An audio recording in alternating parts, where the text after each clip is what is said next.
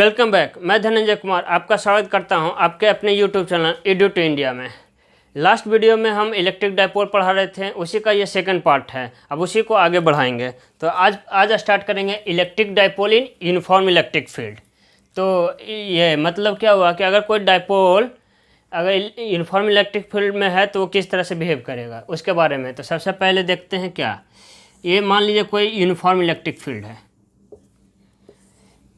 Uniform electric field E है, इसमें कोई एक डाइपोल है माइनस क्यू प्लस क्यू, बीच का डिस्टेंस है डी, एंगल है थीटा।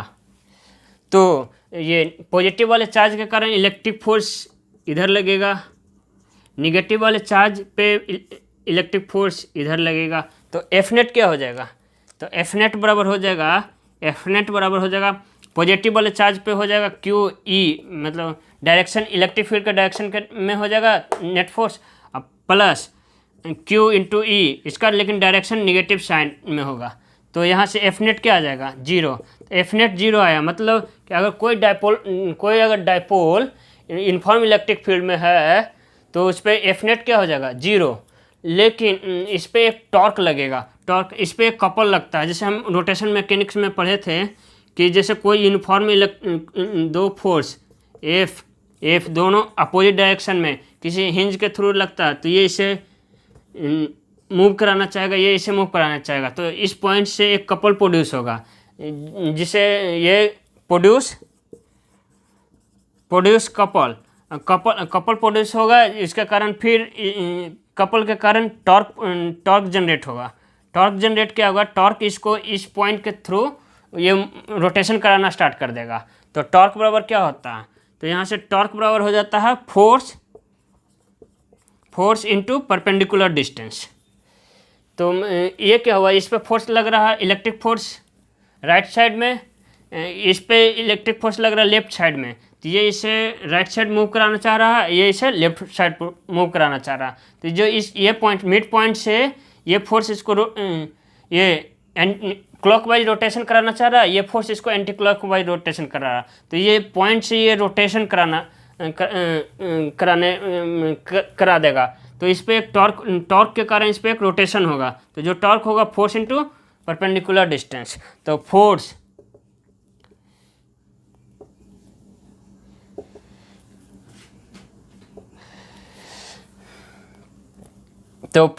क्या हो जाएगा, क्यू ई, और परपेंडिकुलर के डिस्टेंस कितना हो जाएगा, ये इसका कॉस हो जाएगा, इसका साइन होगा, तो डी साइन थीटा। तो टॉर्क इजकल टू क्या हो जाएगा, क्यू ई sine theta, Q E D sine theta. तो यहाँ पे एक डाइपोल मोमेंट क्या होता है, क्यू इंटू डी। तो क्यू इंटू डी हो गया, Q into D dipole moment हो गया। तो टॉर्क इजकल टू क्या हो जाएगा, पी ई साइन थीटा। इसको अगर वेक्टर फॉर्म में करेंगे तो टॉर्क इजकल टू क्या हो जाएगा, P vector cross E vector. यही होता है टॉर्क निकल जाएगा यूनिफॉर्म इलेक्ट्रिक फील्ड में पी क्रॉस ई। यहाँ से हो गया टॉर्क का वैल्यू निकल के आ गया पी क्रॉस ई। यहाँ तक उतारिए फिर आगे बढ़ते हैं। तो एक और चीज़ इसमें देख लेते हैं कि अगर थीटा इजकल टू जीरो हुआ तो टॉर्क इजकल टू क्या हो जाएगा, जीरो, क्योंकि साइन थीटा जीरो होता है। तो टॉर्क यहाँ पे क्या हो जाएगा, मिनिमम। अगर थीटा इजकल टू 90 डिग्री हुआ तो टॉर्क क्या हो जाएगा, पीई। तो टॉर्क यहाँ पे क्या हो जाएगा, मैक्सिमम। यहाँ से ये दो पॉइंट निकल के आया, उतारिए।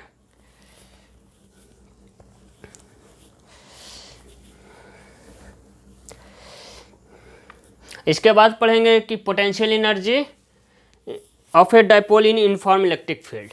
मतलब यूनिफॉर्म इलेक्ट्रिक फील्ड में ये तो अभी टॉर्क पढ़ें, ये पहला हुआ। अब इसके बाद पढ़ेंगे कि दूसरा इसमें टॉर्क निकालें। अब अगला इसी में यूनिफॉर्म इलेक्ट्रिक फील्ड में इलेक्ट्रिक डाइपोल किस तरह से बिहेव करेगा, तब इसका पोटेंशियल एनर्जी निकालेंगे। तो पोटेंशियल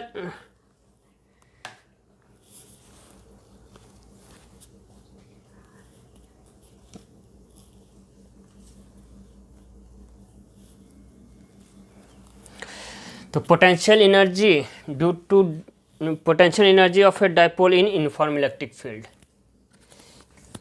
अगला टॉपिक,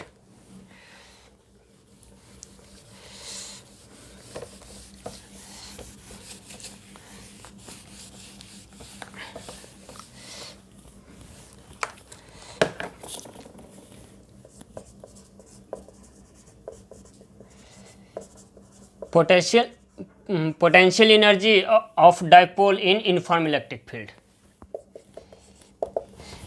क्या करेंगे कि इस पे टॉर्क कितने, अगर कोई डाइपोल यूनिफॉर्म इलेक्ट्रिक फील्ड में है, बीच एंगल थीटा बन रहा है, तो टॉर्क कितना हो जाएगा?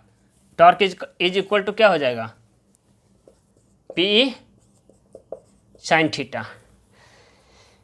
अब क्या किए हम, ये जो डाइपोल है इसको हम रोटेट किए, कहाँ से कहाँ तक? तो इसको हम रोटेशन किए थीटा 1 से लेके एंटी क्लॉकवाइज डायरेक्शन में। ये डाइपोल है, जैसे मान लीजिए ये थीटा 1 है, शुरू में ये डाइपोल यहाँ था, इसको रोटेट करके लाएं यहाँ पे, ये प्लस क्यू हो जाएगा, ये माइनस क्यू हो जाएगा, ये एंगल हो जाएगा थीटा 2।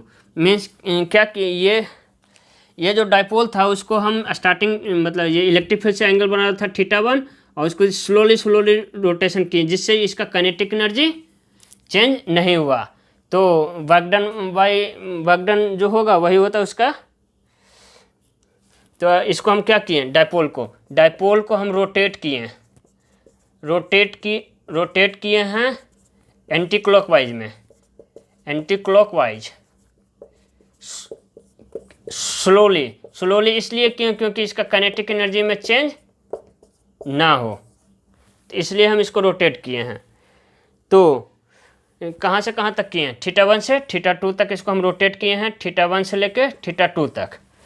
तो वर्क डन कितना हो जाएगा? वर्क डन बराबर हो जाएगा फोर्स इंटू एंगुलर डिस्प्लेसमेंट। तो डी डब्ल्यू हो जाएगा, तो डी डब्ल्यू बराबर क्या हो जाएगा? टॉर्क बराबर क्या है? पी ई साइन थीटा, ये डी थीटा होगा, P sine theta D theta. अब क्या किए हैं कि इसको हम एक स्मॉल एंगल, अगर इफ थीटा इज स्मॉल, तो एक फार्मूला होता है साइन थीटा क्या में होता है? थीटा किस में रहता है? रेडियन में। तो यहाँ पे हम डी डब्ल्यू क्या लिख सकते हैं? वर्क डन क्या हो जाएगा? पी ई थीटा, नहीं इसमें थीटा स्मॉल नहीं है, ये रहने देते हैं, ये इसमें। तो अब इसको क्या करें, टोटल अगर इंटीग्रेट कर देंगे तो हमको टोटल वर्क डन निकल जाएगा। तो यह क्या, यहाँ से कहाँ तक? थीटा 1 से लेकर थीटा 2 तक हम इसको रोटेशन किए हैं। तो वर्क डन कितना हो जाएगा? टोटल वर्क डन हम कितना करेंगे? पी ये साइन थीटा का इंटीग्रेशन क्या होता है? ये sine theta into D theta 1 से लेके थीटा 2 तक। तो साइन थीटा का इंटीग्रेशन क्या होता है? माइनस कॉस थीटा, वैल्यू रख दिए थीटा 1 से लेके थीटा 2 तक। तो यहाँ से वैल्यू आ जाएगा वर्क डन बराबर P E cos theta 1 minus cos theta 2। यहाँ से वर्क डन आ जाएगा, वर्क डन ये आ गया। इसमें हम क्या किए कि ये जो पहले टॉर्क, ये है जो डाइपोल था उसको थीटा 1 पे डाइपोल था, उसको हम धीरे धीरे रोटेट करके थीटा 2 पे लाएं। तो हम निकाल दिए कि वर्क डन कितना हुआ रोटेशन, थीटा 1 से लेकर थीटा 2 तक ले जाने में वर्क डन कितना हुआ।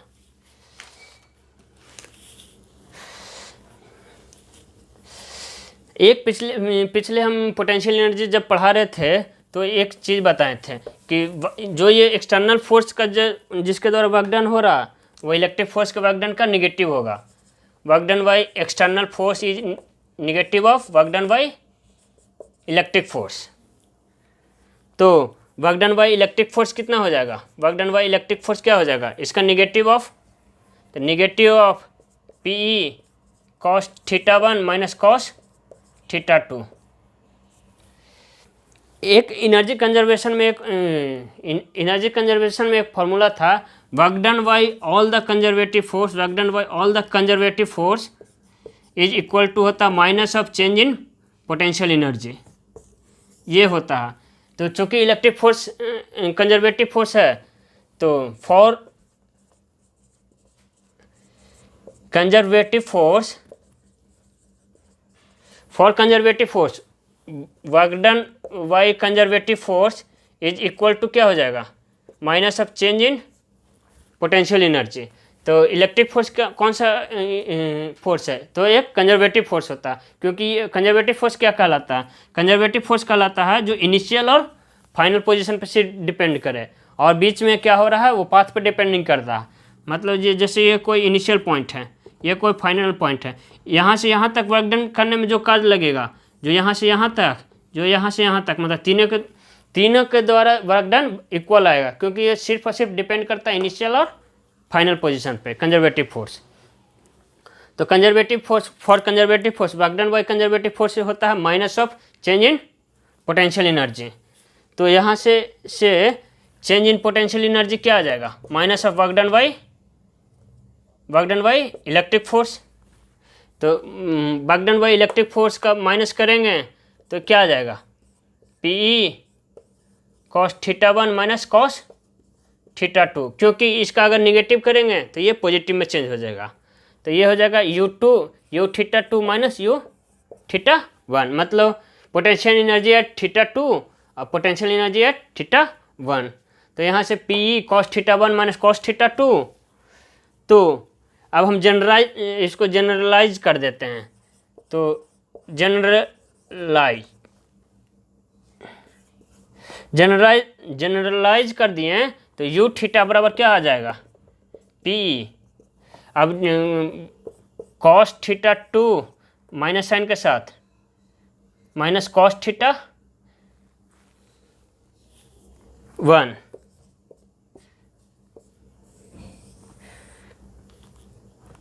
ये यहाँ से एक पहले और निकाल देते हैं, cos theta 2 minus cos theta 1। तो यहाँ से U theta 2 minus U theta 1 क्या हो जाएगा, minus of P E cos theta 2 minus cos theta 1, minus sign के साथ। अगर हम इसको जनरलाइज कर देंगे तो यू थीटा बराबर क्या हो जाएगा, minus of P E cos theta. जैसे ही अगर थीटा 2 रखेंगे तो ये थीटा 2 हो जाएगा, अगर थीटा 1 रखेंगे तो ये थीटा 1 हो जाएगा। तो यहाँ से हम पोटेंशियल एनर्जी कितना आ गया, minus P E cos theta. जैसे ही पी कॉस थीटा हो गया तो हम इसका डॉट प्रोडक्ट क्या हो जाएगा, माइनस पी डॉट ई, इसको लिख सकते हैं, क्योंकि डॉट प्रोडक्ट किसी भी वेक्टर का क्या होता है, किसी भी जैसे A vector dot B vector क्या होता है, A B cos theta. Similarly P E cos theta को हम लिख सकते हैं P dot E, P vector dot E vector.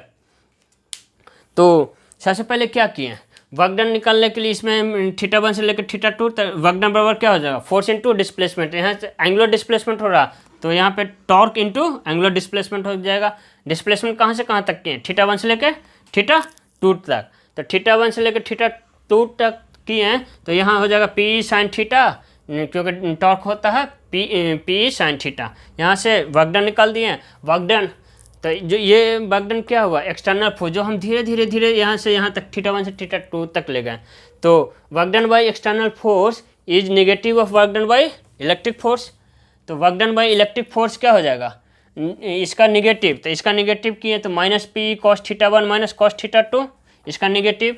और कंजर्वेटिव फोर्स का एक वर्क एनर्जी थ्योरम में पढ़े थे कि work done by conservative force is equal to होता है minus of change in potential energy. तो change in potential energy is equal to क्या हो जाएगा, minus of work done by electric force. तो इसका अगर माइनस करेंगे तो माइनस माइनस प्लस में हो जाएगा, P cos theta 1 minus cos theta 2, इसमें अगर माइनस कॉमन ले लिए तो क्या हो जाएगा, cos theta 2 minus cos theta 1। इसको जनरलाइज कर दिए तो यू थीटा बराबर क्या हो जाएगा, माइनस पी कॉस थीटा। मतलब अगर थीटा का वैल्यू थीटा 2 है तो माइनस पी कॉस थीटा 2 है, थीटा का वैल्यू थीटा 1 है तो माइनस पी कॉस थीटा 1। तो यहाँ पे पी कॉस थीटा को हम पी डॉट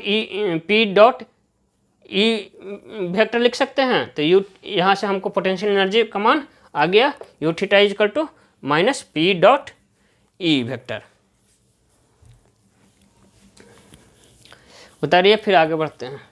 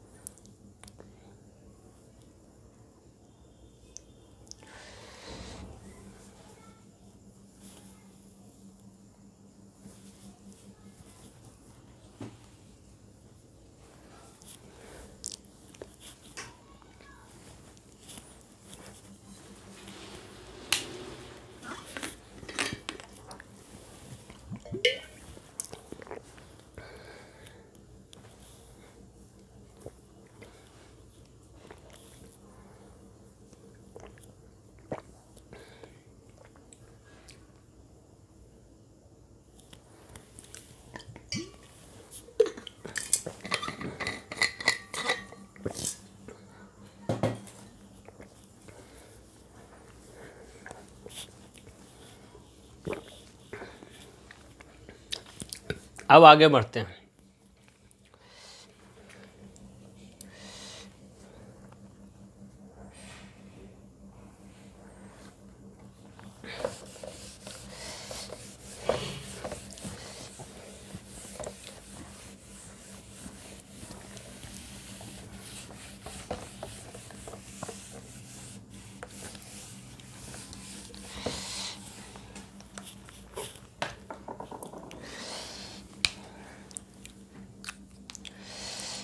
ये इलेक्ट्रिक फील्ड है, यूनिफॉर्म इलेक्ट्रिक फील्ड। क्या है कि जो ये डाइपोल है minus Q plus Q, dipole है तो एंगल कितना बना रहा है, theta is equal to 0। Electric field के साथ एंगल कितना बना रहा है, 0। तो अभी हम पोटेंशियल एनर्जी का फॉर्मूला क्या पढ़े थे, minus P E cos theta. तो पी कॉस थीटा, तो थीटा का वैल्यू अगर 0 है तो ये क्या बन जाएगा, माइनस पी, और थीटा इजकल टू मान लेते हैं 180 डिग्री है, तो यू बराबर क्या हो जाएगा, minus P E cos 180 degree, तो ये हो जाएगा यू पी प्लस में। तो ये कहलाता है मिनिमम, ये कहलाता है मैक्सिमम।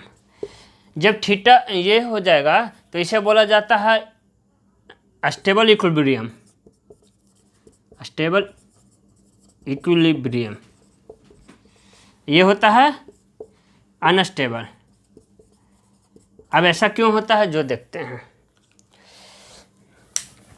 जैसे ही इसको हम स्टेबल को हम चेक करने के लिए क्या करते हैं, अगर इसको हम स्लाइटली डिस्प्लेस करते हैं तो वहाँ पर अपने अगर मीन पोजीशन पे आ जाएगा तो वो कौन सा इक्विलिब्रियम होगा, स्टेबल। अगर उसको मूव कराएंगे, स्लाइटली डिस्प्लेस कराएंगे, अगर वो अपने मीन पोजीशन पे वापस नहीं आता तो वो होता है अनस्टेबल। तो हम सबसे पहले इससे देखते हैं कि स्टेबल है कि अनस्टेबल है।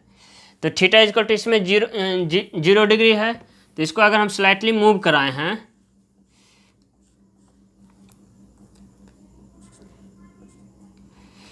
ये माइनस क्यू, ये प्लस क्यू,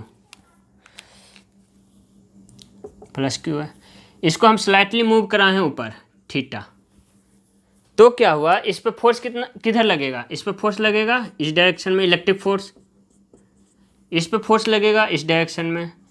तो इसका मतलब क्या हुआ कि जैसे अगर हम स्लाइटली डिस्प्लेस कराएंगे, ये इसको इधर रोटेट करना चाहेगा, ये इसको इधर रोटेट करना चाहेगा, अपने मीन पोजीशन पे वापस आ जाएगा।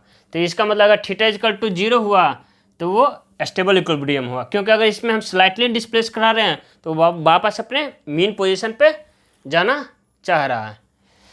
अब 180 डिग्री अगर थीटा हुआ तो क्या हुआ देखते हैं।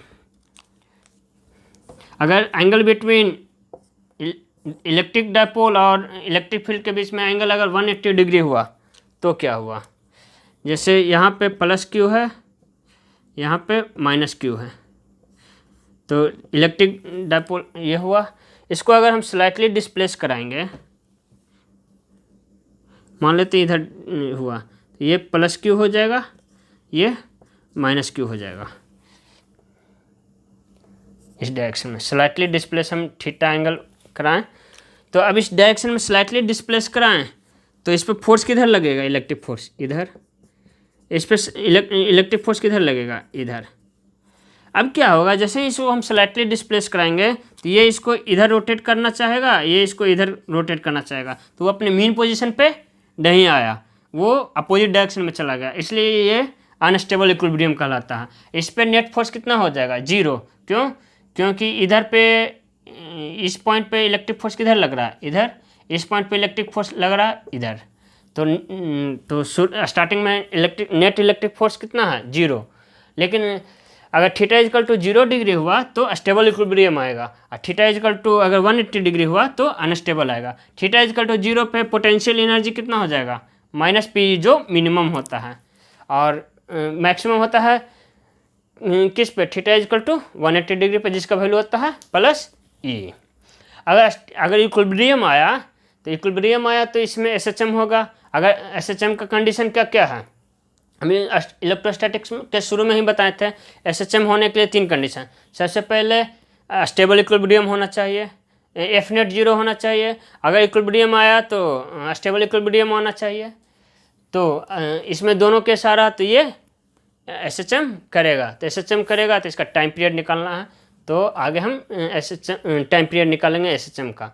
इतना उतारिए, फिर आगे बढ़ते हैं।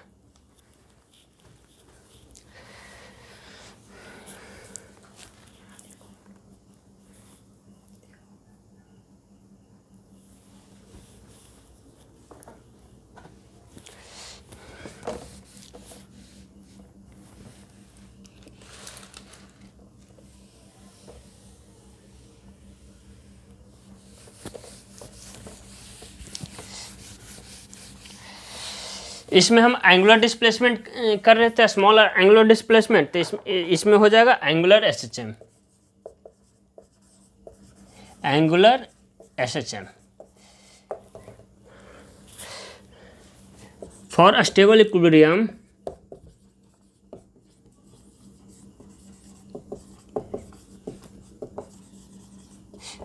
एग्जीक्यूट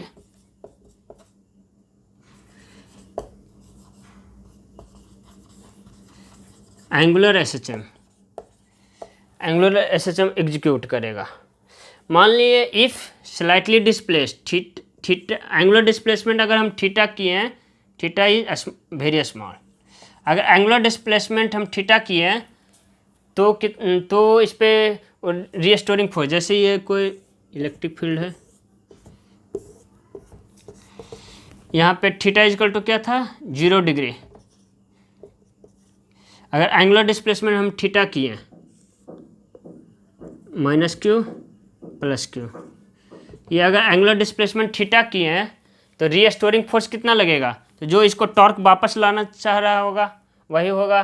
तो टॉर्क का फार्मूला क्या हुआ, एफ रीस्टोरिंग क्या हो जाएगा, एफ रीस्टोरिंग क्या हो जाएगा, माइनस ऑफ टॉर्क, जो इसे निगेटिव में हो जाएगा, क्योंकि रीस्टोरिंग फोर्स उसको निगेटिव डायरेक्शन में लगता है नॉर्मल टॉर्क से, तो टॉर्क निगेटिव, तो टॉर्क का फॉर्मूला क्या आता है, minus P E sine theta. अगर angle between electric field and dipole के बीच का एंगल थीटा है तो टॉर्क होता है पी ई साइन थीटा। तो हम यहाँ पे थीटा वेरी स्मॉल है, तो थीटा वेरी स्मॉल है तो साइन थीटा क्या बदल जाएगा, if theta is very small, क्योंकि theta is very small displacement किए हैं तो साइन थीटा किस में बदल जाएगा, sine theta is approximately to theta में, तो यहाँ से माइनस पी ई थीटा हो जाएगा। थीटा किस में हम लेते हैं, रेडियन में, तो यहाँ से हो जाएगा एफ रीस्टोरिंग फोर्स है, तो इस पे रीस्टोरिंग फोर्स हो गया। तो अगर इसको हम, तो रीस्टोरिंग फोर्स हुआ तो इस पे, तो इसका रीस्टोरिंग फोर्स का फॉर्मूला होता है, रोटेशन मैकेनिक्स में पढ़े थे, are I D square theta upon D T square, ये होता है।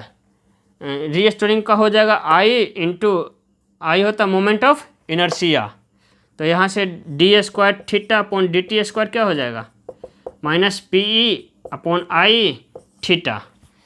तो ये एंगुलर डिस्प्लेसमेंट का इस ये क्या लिखा हुआ है, तो ये होता है एंगुलर एक्सेलरेशन। तो एंगुलर एक्सेलरेशन जैसे उसमें एक्सेलरेशन निकालते थे, इसमें एंगुलर एक्सेलरेशन, तो एंगुलर एक्सेलरेशन का फॉर्मूला होता है minus omega square theta. Angular acceleration बराबर minus P E upon I theta. दोनों को कंपेयर किए तो हमको यहाँ से ओमेगा का वैल्यू क्या आ जाएगा, ओमेगा इक्वल टू होता है पी ई अपॉन आई आ गया। जैसे ही ओमेगा हमको आ गया, जैसे उसमें नॉर्मल अथी वो एक्सेलरेशन निकालते थे, इसमें एंगुलर एक्सेलरेशन निकालें तो ओमेगा आ गया। ओमेगा का वैल्यू जैसे आ गया तो टाइम पीरियड बराबर हम जानते हैं क्या होता है 2π/ओमेगा। तो ओमेगा का वैल्यू यहाँ से रख देंगे 2π/√आई अपॉन पी। ये आ जाएगा टाइम पीरियड निकल गया। ये एंगुलर एक्सेलरेशन करेगा क्योंकि ये स्टेबल इक्विलिब्रियम है। जैसे इसको स्लाइटली डिस्प्लेस करेंगे ये वापस आना चाहेगा, तो अगर तो थीटा रीस्टोरिंग फोर्स कितना हो जाएगा, निगेटिव ऑफ टॉर्क। तो निगेटिव ऑफ टॉर्क क्या हो जाएगा, minus P E sine theta. तो थीटा वेरी स्मॉल होता है, साइन थीटा में हो जाएगा। तो एफ रीस्टोरिंग फोर्स हो जाएगा I dot D square theta upon D T square. फिर यहाँ से D square theta upon D T square बराबर क्या हो जाएगा, ये हो जाता है एंगुलर एक्सेलरेशन। एंगुलर एक्सेलरेशन का फॉर्मूला होता है सिस्टम में omega square theta minus omega square theta. तो यहाँ से ओमेगा का वैल्यू आ गया, ओमेगा आ गया तो टाइम पीरियड निकल जाता है 2π/ओमेगा। ये समझ में आ गया होगा, इतना उतारिए।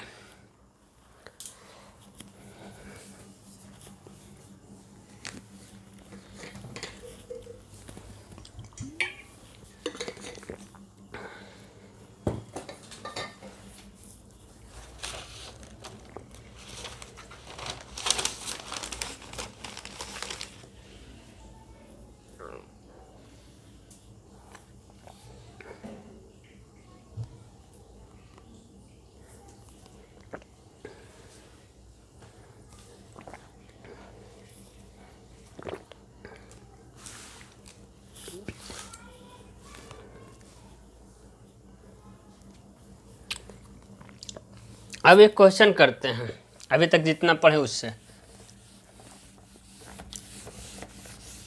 एक नॉर्मल बेसिक क्वेश्चन करते हैं जिससे समझ में आ जाए।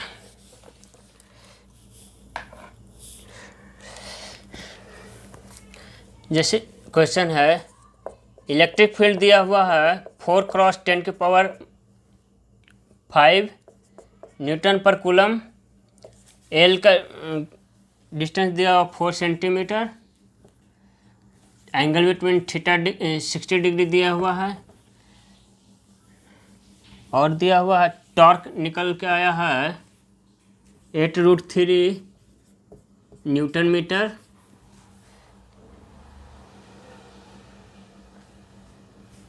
फाइंड क्यू बराबर मतलब चार्ज फाइंड करना, मतलब इसमें क्या क्या दिया हुआ, इलेक्ट्रिक फील्ड दिया हुआ, कोई डाइपोल है, उस डाइपोल है जो इलेक्ट्रिक फील्ड में, ये इतना इलेक्ट्रिक फील्ड में है, इसके बीच का एंगल डाइपोल बना रहा है, तो उसका डाइपोल का चार्ज निकालना है।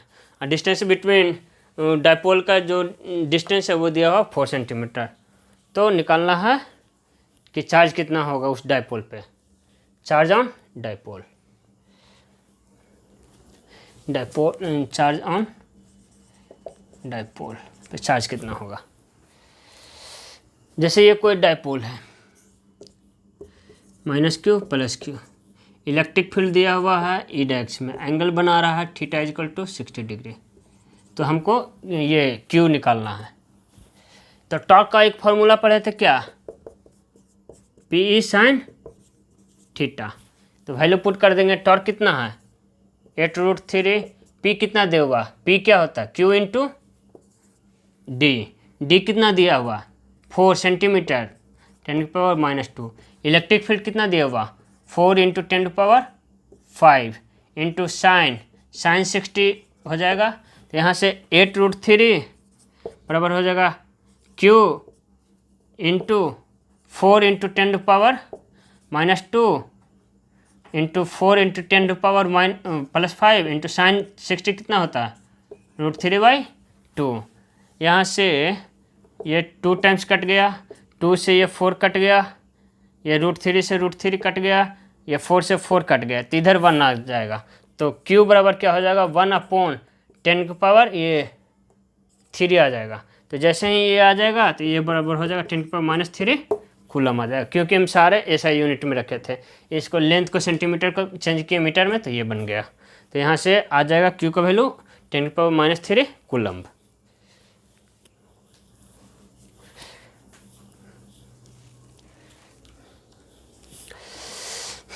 अब पढ़ेंगे कि इलेक्ट्रिक डाइपोल अगर नॉन यूनिफॉर्म इलेक्ट्रिक फील्ड में, यहाँ पे तो यूनिफॉर्म इलेक्ट्रिक फील्ड था, अब नॉन यूनिफॉर्म इलेक्ट्रिक फील्ड में है तो किस तरह से बिहेव करेगा।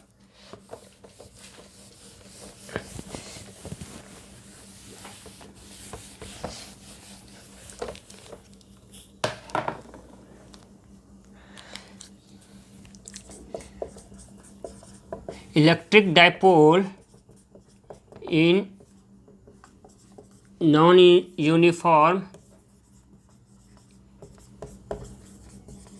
इलेक्ट्रिक फील्ड, ये ख़त्म हो गया इसलिए इसे लिखते हैं नॉन यूनिफॉर्म इलेक्ट्रिक फील्ड में। अगर मान लीजिए नॉन यूनिफॉर्म इलेक्ट्रिक फील्ड में इलेक्ट्रिक डाइपोल है तो पोटेंशियल एनर्जी का फॉर्मूला हम क्या पढ़े थे, -P vector dot E vector, मतलब dipole moment dot electric field.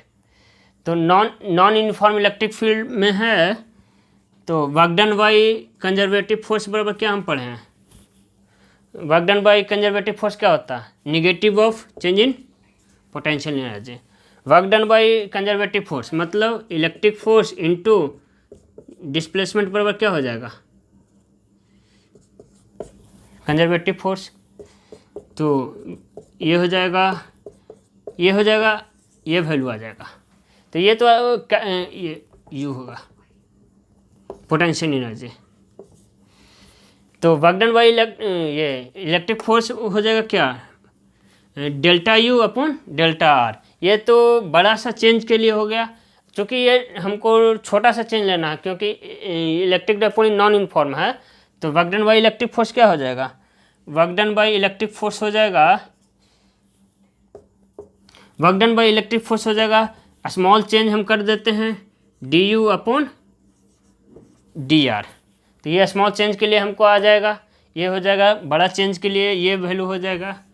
तो स्मॉल चेंज के लिए इलेक्ट्रिक फोर्स क्या हो जाएगा, -DU/DR। तो इलेक्ट्रिक फोर्स क्या हो जाएगा, -D/DR। यहाँ से U का वैल्यू हो जाएगा क्या, P vector dot E vector. तो P vector dot E vector हो गया,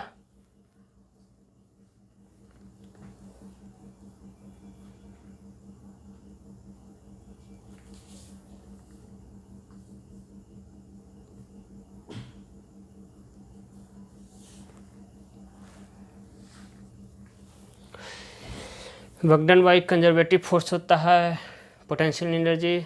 तो निगेटिव ऑफ पोटेंशियल एनर्जी क्या हो जाएगा, P डॉट E। ये कैसे आ गया,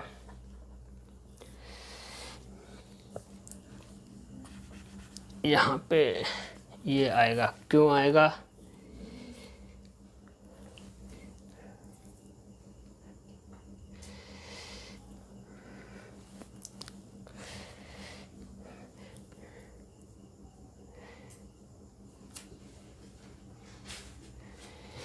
potential energy is equal to हो जाएगा P डॉट E। तो यहाँ पे ये प्लस हो जाएगा तो F इलेक्ट्रिक क्या हो जाएगा, P को हम बाहर निकाल देंगे तो P वेक्टर डॉट DE वेक्टर/DR वेक्टर, मतलब force on dipole in uniform electric field. ये हो जाएगा force on dipole in non uniform electric field में। फोर्स डाइपोल पे, जैसे कोई ये डाइपोल है -Q + Q d डिस्टेंस पे है, तो उस पर अगर ये नॉन यूनिफॉर्म इलेक्ट्रिक फील्ड में है तो फोर्स कितना हो जाएगा, तो फोर्स बराबर हो जाएगा -P dot DE upon DR।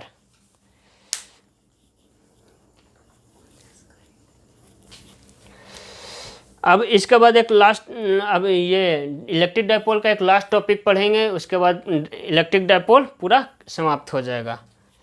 तो लास्ट टॉपिक पढ़ने जा रहे हैं, motion of charge particle in uniform electric field.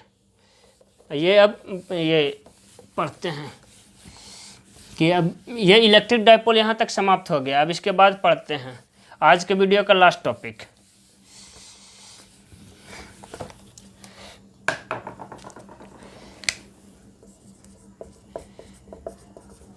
Motion of charge particle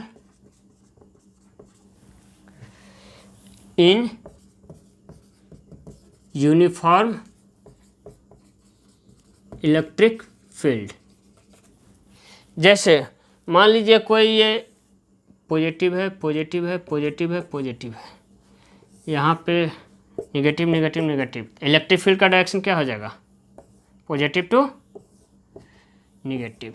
और यहाँ पे हम मानते हैं कि ये G इजकल टू 0 है, मतलब ग्रेविटी का मान कितना है? 0 है। तो कोई चार्ज है, कोई प्लस क्यू चार्ज है, यहाँ पे प्लस क्यू चार्ज है, तो इस पर फोर्स कितना लगेगा? Electric force downward. Electric force कितना लगेगा? डाउनवर्ड। इस पर सिर्फ ये फोर्स लगेगा। इस फोर्स के कारण ये मान लीजिए ये पॉइंट है, जो ये पॉइंट है x डिस्टेंस h डिस्टेंस पे, तो हमको निकालना है कि यहाँ से यहाँ आने में कितना टाइम लेगा, प्लस किस वेलोसिटी से यहाँ, मतलब यहाँ पे जब पहुँचेगा ये पॉइंट पे तो कितना वेलोसिटी होगा। इनिशियली ये रेस्ट में था, मतलब u इजकल टू 0 है, मतलब इस पॉइंट को हम यहाँ ले जाके बस छोड़ दिए हैं। तो हमको निकालना है कि कितना टाइम पीरियड लगेगा, मतलब कितना टाइम लगेगा कि ये जो चार्ज है यहाँ से लेके यहाँ तक आ जाए, h डिस्टेंस ट्रेवल कर जाए, और कितना जब यहाँ पे पहुँचे तो कितना वेलोसिटी होगा। तो ये हम पढ़ेंगे motion in straight line. Motion in straight line. तो इस पे फोर्स कितना लग रहा है? फोर्स इज इक्वल टू क्या है? QE, इलेक्ट्रिक फील्ड का स्ट्रेंथ है E, तो चार्ज Q है, मास M है, तो मास इंटू एक्सेलरेशन क्या हो जाएगा? QE। तो एक्सेलरेशन क्या आ जाएगा? QE upon M। एक्सेलरेशन आ गया तो हम वेलोसिटी v बराबर u प्लस AT फार्मूला लगाएंगे तो t निकल जाएगा। तो यहाँ पे u क्या है? 0 प्लस a का वैल्यू क्या हो जाएगा? QE upon M into T v। तो यहाँ से v का वैल्यू क्या आ जाएगा? QE upon M into T आ गया। अब टोटल डिस्टेंस ट्रेवल कितना किया, डिस्प्लेसमेंट कितना किया? h डिस्प्लेसमेंट किया है, तो h बराबर क्या हो जाएगा? ut plus half AT²। तो ut बराबर क्या हो जाएगा? u 0 है, प्लस हाफ a का मान है QE upon M, QE upon M into T²। यहाँ h का मान आ गया, तो h का मान आ गया, तो यहाँ से हम t का वैल्यू निकाल सकते हैं। तो T² बराबर क्या हो जाएगा? 2HM upon QE। तो यहाँ से t का वैल्यू आ जाएगा कितना? √2HM upon QE। जैसे ही t मतलब t टाइम में यहाँ पे आ गया तो t का वैल्यू आ जाएगा। तो इस इक्वेशन में, इक्वेशन नंबर 1 में अगर t का वैल्यू रख देंगे तो v का वेलोसिटी निकल जाएगा। तो t का वैल्यू अगर हम इसमें रख देंगे तो v का वैल्यू हम निकल जाएगा। तो ये हुआ कि स्ट्रेट लाइन में जब ये चार्ज पार्टिकल स्ट्रेट लाइन में है तो इसका मोशन कैसे होगा? तो स्ट्रेट लाइन मोशन हो रहा है तो टाइम और वेलोसिटी क्या होगा वो निकालें। अब निकालेंगे कि जब मोशन प्लेन में, ये मोशन इन प्लेन में अगर मोशन हो रहा तो कैसे, मतलब कैसे निकालेंगे? कितना टाइम लगेगा, किस तरह से बिहेव करेगा वो निकालेंगे। जैसे मान लीजिए अगर हम ये उतारिए पहले इतना, उसके बाद बढ़ते हैं।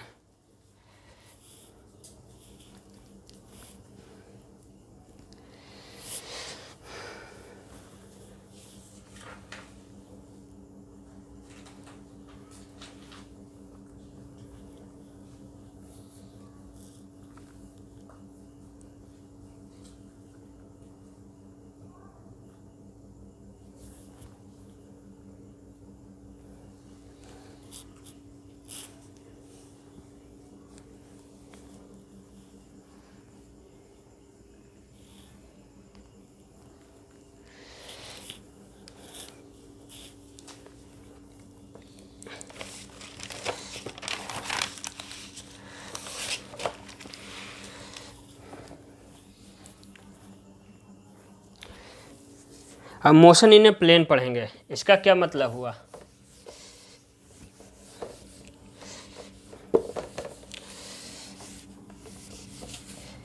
जी का मान 0 दिया हुआ।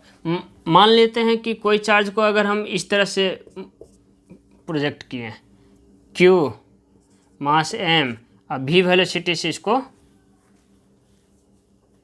किए, तो क्या होगा, ग्रेविटी 0 है, लेकिन जब ये चलेगा तो एक्सेलरेशन का वैल्यू किधर है, नेगेटिव वाई एक्सिस में। तो ये वैल्यू, ये पार्टिकल है जो इस तरह से मूव करेगा। क्यों, क्योंकि जैसे ही ये एक्सेलरेशन नीचे की तरफ लग रहा है, वेलोसिटी एक्स डायरेक्शन में है। तो काइनेमेटिक्स में पढ़े थे कि ये कैसे मूव करेगा, इस तरह से। तो अब हमको निकालना है कि ये डिस्टेंस कितना हो जाएगा, ट्रैवल करेगा, और ये कितने टाइम में यहाँ से यहाँ तक आ जाएगा। तो ये हुआ कितना, एक्स डायरेक्शन में कितना मूव किया, और ये हो जाएगा वाई में डेविएशन कितना हुआ, ये हो गया। ठीक है, अब हमको इसमें निकालना क्या है कि टी टाइम के बाद ये जो पार्टिकल है उसका पोजीशन कहाँ होगा। तो हमको निकालना है after time T position of particle. Position of particle हमको निकालना है। पोजीशन ऑफ पार्टिकल के लिए अगर हम उसका एक्स कोऑर्डिनेट निकाल दें, उसका वाई कोऑर्डिनेट निकाल दें, x I cap plus Y J cap, तो उसका एक्स कंपोनेंट निकाल दें, वाई कंपोनेंट निकाल देंगे, तो वो हम निकल जाएगा कि वो उसका पोजीशन कहाँ पे है। तो सबसे पहले हम एक्स कंपोनेंट निकालेंगे, फिर वाई कंपोनेंट। तो ये एक्स में कितना ट्रेवल किया है, तो एस बराबर क्या हो जाएगा, U T plus half A T square. तो एस एक्स बराबर, मतलब एक्स में हम डिस्प्लेसमेंट निकाल रहे हैं कि एक्स में डिस्प्लेसमेंट किया है क्या, you x into T plus half into A x into T square. ठीक है, टी टाइम के बाद हमको निकालना है। तो यू एक्स बराबर भी हो गया, और ए एक्स 0 है। क्यों, क्योंकि इस डायरेक्शन में कोई एक्सेलरेशन है नहीं, जो भी एक्सेलरेशन है इस डायरेक्शन में। तो ए वाई बराबर कितना है, एफ ई अपॉन एम बराबर क्यू ई अपॉन एम। जो भी एक्सेलरेशन है वाई डायरेक्शन में है, एक्स डायरेक्शन में एक्सेलरेशन 0 है। तो ए एक्स बराबर 0 है, जैसे ये 0 हुआ तो एस एक्स बराबर क्या हो जाएगा, यू एक्स कितना है, वी वेलोसिटी के साथ टी। तो एक्स डायरेक्शन में कितना मूव किया है, वी टी। अब वाई डायरेक्शन में सिमिलरली एस वाई बराबर क्या हो जाएगा, U by T plus half A by T square. अब देखो वाई डायरेक्शन में कोई वेलोसिटी है नहीं, तो यहाँ पे यू बाई 0 है, तो एस बाई हमको निकल गया हाफ इंटू ए बाई कितना है, ए बाई ये हो गया Q E upon M T square. ठीक है, तो ये आ गया एस, और ये एक्स डायरेक्शन में डिस्प्लेसमेंट और वाई डायरेक्शन में डिस्प्लेसमेंट।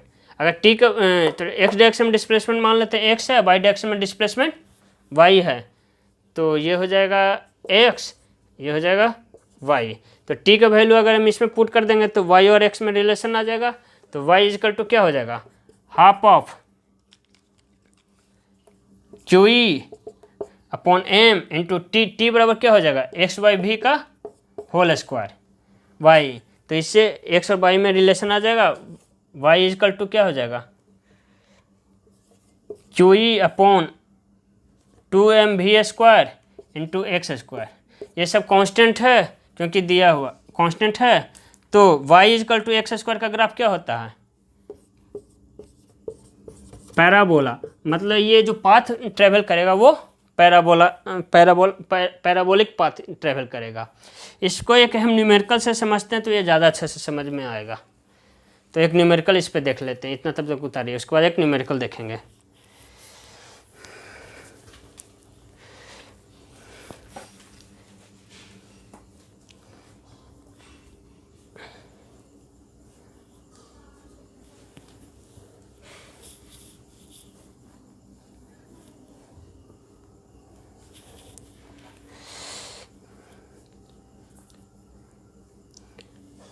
मिटाते हैं, एक न्यूमेरिकल देखते हैं।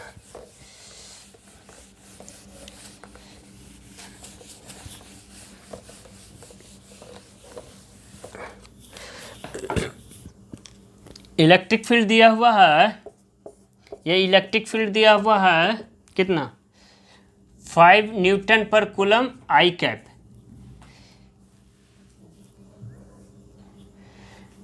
क्यू बराबर दिया हुआ है 2 कूलम और मास इसका दिया हुआ है 2 ग्राम 2 kg।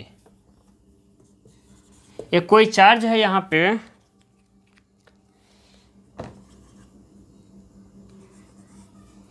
इसको कितना 20 मीटर पर सेकंड से अपवर्ड डायरेक्शन में फेंका गया है। तो हमको निकालना है दो चीज़, क्यू बराबर 2 कूलम है और मास दिया हुआ 2 kg। हमको निकालना फाइंड वेलोसिटी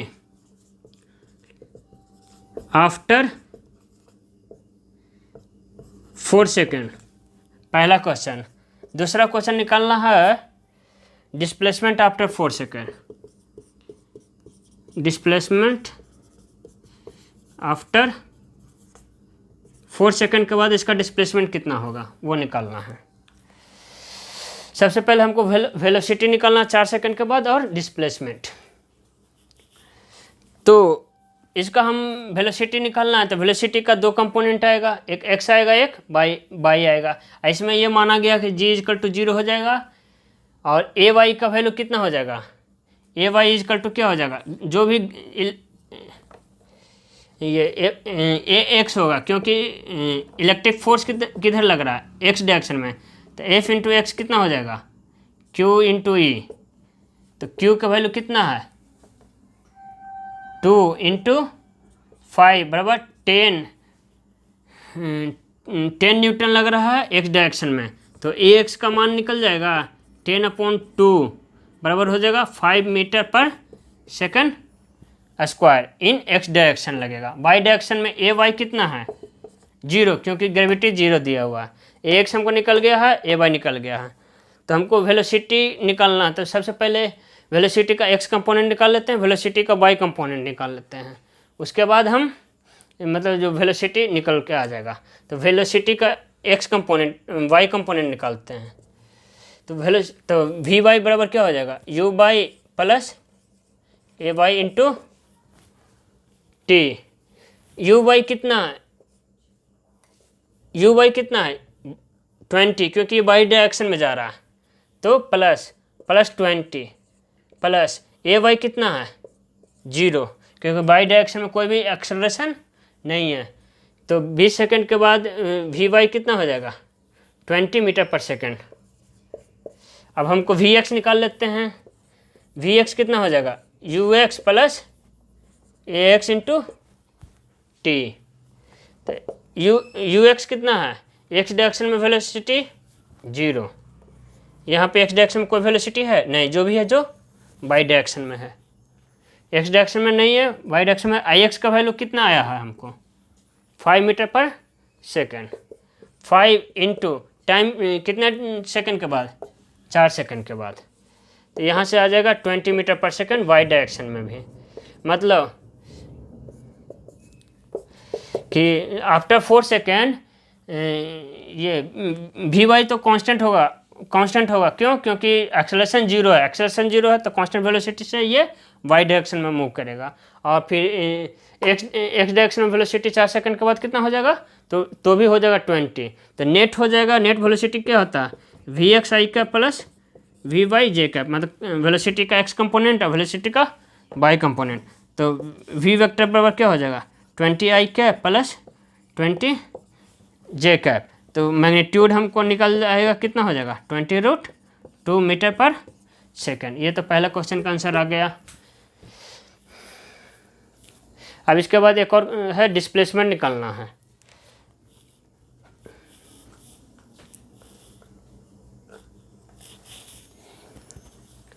उतारिए, उसके बाद बढ़ते हैं।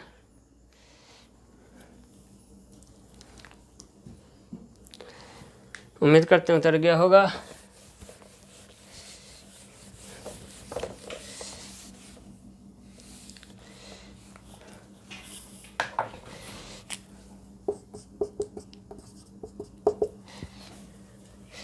तो डिस्प्लेसमेंट इन वाई हम निकाल लेते हैं।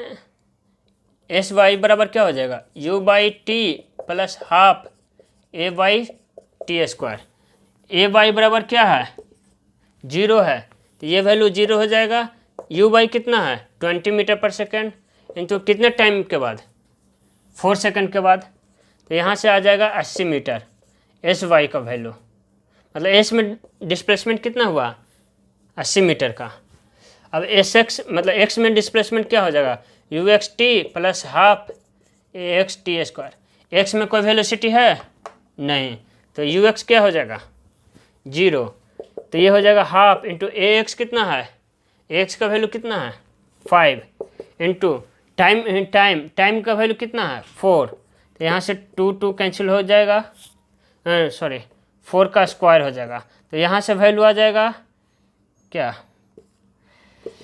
हाफ इंटू 5 इंटू 16, यहाँ से 8 हो जाएगा, तो ये आ जाएगा 40 metre. Means displacement, total displacement क्या हो जाएगा, S X I cap plus S Y J cap, मतलब एस एक्स कितना हुआ 40 I cap plus 80 J cap, तो ये टोटल डिस्प्लेसमेंट हुआ। अगर मैग्नीट्यूड निकालना है तो मैग्नीट्यूड क्या हो जाएगा, अंडर रूट ऑफ 40 का स्क्वायर प्लस 80 का स्क्वायर, इसको सोल्व करेंगे तो निकल के आ जाएगा। तो इससे ज़्यादा अच्छा से समझ में आया होगा। ये उतार लीजिए।